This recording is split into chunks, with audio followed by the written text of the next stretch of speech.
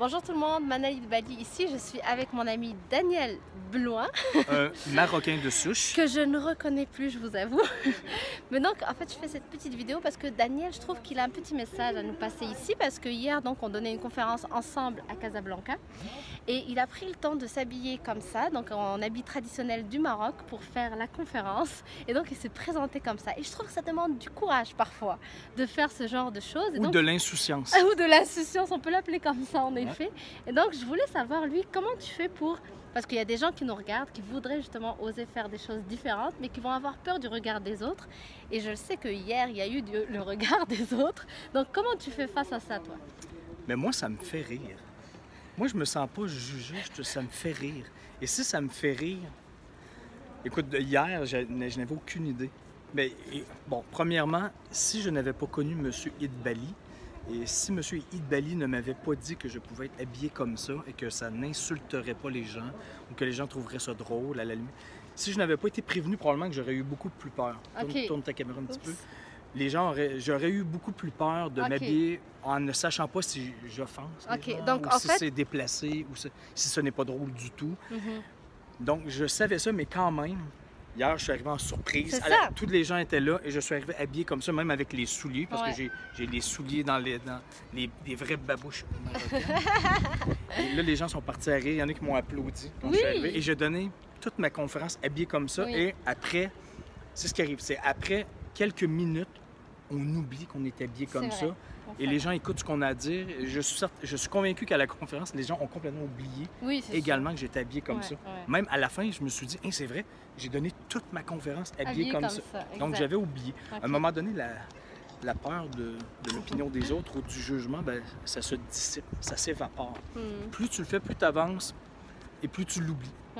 Donc c'est vraiment le premier pas à faire. Mais on réalise toujours qu'on n'est pas en train de mourir, que ce n'est pas si grave que ça. C'est pas si grave que ça finalement, on peut en rire, on peut être insouciant. Ce n'est jamais si grave que ça. On peut aussi s'informer, comme tu dis, c'est clair que s'informer, tu sais, c'est bien aussi de le savoir à l'avance que quand on arrive dans des pays différents, parfois, de ne pas faire des choses qui vont insulter les gens. Et ça ne plaît jamais non plus à 100% des gens, parce que hier, je sais pas si tu te souviens, moi, il y a une fille qui m'a dit « Oh non, habille-toi pas comme ça, tu perds beaucoup de crédibilité, nanana. » J'ai dit « OK, bon, on va faire un sondage. » Donc, au début de la conférence, je dis « Est-ce que ça vous dérange que je sois habillé comme ça? » Là, tout le monde a dit non. Je dis « OK, c'est beau. » Mais il y avait au moins une personne qui trouvait que je perdais beaucoup de crédibilité. Mais je trouve que c'est un bon point ce que tu ramènes, parce que c'est vrai que souvent, donc, on a peur du regard des autres, mais finalement, la plupart des gens, ils s'en foutent. Il y aura peut-être juste une critique. C'était une personne sur les 40 qui m'a dit ça. Voilà, et j'aurais pu arrêter. J'aurais pu me dire, ah oui, tu penses? Donc, je vais me remettre, je vais me déshabiller, je vais me remettre comme j'étais. Exact, à cause d'une seule sur 40.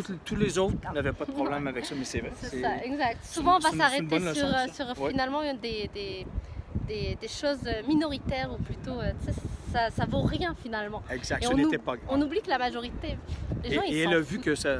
La dame a vu que ça ne dérangeait personne, et au contraire. Donc, elle s'est ralliée à tout le groupe. Et je suis convaincu qu'elle a oublié que j'étais habillé comme ça. Excellent. Et là, j'ai de l'air un peu ridicule parce que j'ai les deux dans mes mains. C'est ça. Mais lui, c'est l'insouciance. Ce n'est pas le jugement, c'est l'insouciance. J'aime beaucoup le fait que tu dises ça. Oui, mais c'est ça, justement. Les gens, les gens en général, on va voir avec le soleil si on est à la grande mosquée. Oui, on est à la grande mosquée de Casablanca. C'est vraiment très joli. Je ne sais pas si on peut voir. C'est hyper joli. Et j'ai eu la chance d'entrer ici hier avec le père de Manal. Pu visiter, cette mosquée se visite. Si vous êtes dans le coin de Casablanca un jour, n'hésitez pas à visiter, c'est vraiment très joli. Et c'est vous ce qui m'a le plus surpris, moi en tant que touriste, en rentrant ici avant hier soir, c'était que c'était un tapis partout.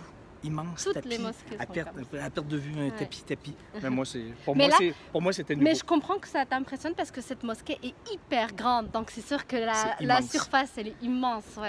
Et dans les églises, on n'a pas de tapis, donc on n'est pas nu-pieds non plus, donc ça m'a pas marqué, mais c'est la chose que j'ai remarquée en entrant. Et c'est vraiment très spectaculaire ici. À chaque fois que je reviens ici, je suis tout le temps impressionnée par le monument, et ça me fait la même chose aussi avec la Tour Eiffel.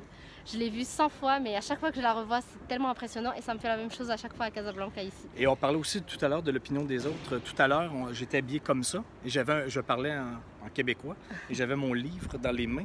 Et là, on voyait des petites filles qui revenaient de l'école, qui passaient devant nous. 7 ans, 8 ans. Elles n'arrêtaient pas de me regarder, ils trouvaient ça très drôle. Mais là, moi et Manal, on n'avait aucune idée pourquoi c'était drôle. Pourquoi elle trouvait ça drôle? Est-ce que c'était parce que j'étais habillé comme ça, ou parce qu'on voyait le bout de mes jeans en bas, ou parce que j'avais un livre dans la main, ou parce que je parlais québécois? Ouais. On n'avait aucune idée. On sait pas. On n'avait aucune idée, mais les petites filles trouvaient ça très drôle. Donc, exact. mais on n'a Donc, aucune tant idée. mieux, écoute. C'était peut-être le livre. On donne de la joie aux gens, c'est le plus important. Et on s'en fout. C'est ça. Les gens rigolent, les gens sont heureux, c'est le plus important. Ouais, exact. Daniel Blouin, mesdames et messieurs, moi j'adore. Tu me fais tellement rire. En tout cas, si vous, un jour, si vous voulez voyager et que vous ne savez pas avec qui voyager, Daniel Blouin, il sera parfait parce qu'il osera faire des choses extraordinaires. Il vous sortira de votre zone de confort en rigolant. Et si vous n'avez pas peur du ridicule. Voilà, c'est ça, exactement. Il faut avoir du plaisir dans la vie. Il faut trouver ça drôle. Exact. Merci à tous. Donc, je vous dis à très bientôt sur une prochaine vidéo. Bye.